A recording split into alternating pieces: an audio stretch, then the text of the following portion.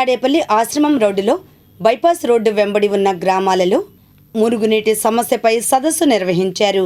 ఈ కార్యక్రమంలో మాజీ MP Madhu, Amaravati icon president Vinod Kumar, Adusumilli Satyanarayana, జొన్న శివశంకర్రావు తదితరులు పాల్గొన్నారు. అనంతరం వారు మాట్లాడారు. తీవ్రమైనటువంటి ఆవేదనతో సిఎస్ఆర్ కళ్యాణ మండపం రోడ్లో సదస్సు జరిగింది. అపార్ట్మెంట్లో ఉన్నటువంటి డ్రైనేజీ నీళ్లు మురుగుగా తయారీ తాడేపల్లి, మంగళగిరి ప్రాంతాల్లో పారిశుధ్యం పూర్తిగా దెబ్బతిన్నది. పంట కాలంలోకి నీళ్లు వదులుతున్నారు. ఆ నీళ్లు వదిలినటువంటి పంట కాలంలో కనీసం మురుగు కూడా తొలగించే పరిస్థితులు, చెత్తా చెదారం బయటకు తోడేటువంటి పరిస్థితి కూడా లేదు.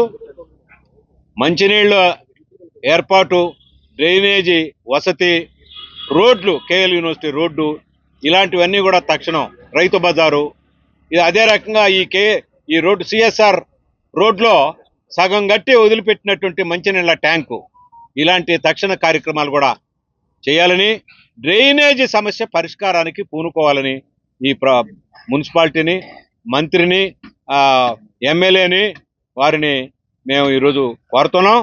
ముందు ఈ రిప్రజెంటేషన్స్ చేస్తాం, ఆ తర్వాత తదుపరి కార్యక్రమాలు ఆలోచిస్తాం. ప్రభుత్వం అనుసరించే దాన్ని బట్టి తదుపరి కార్యక్రమం ఉంటుందని చెప్పేసి మనం చేస్తూ సెలవు.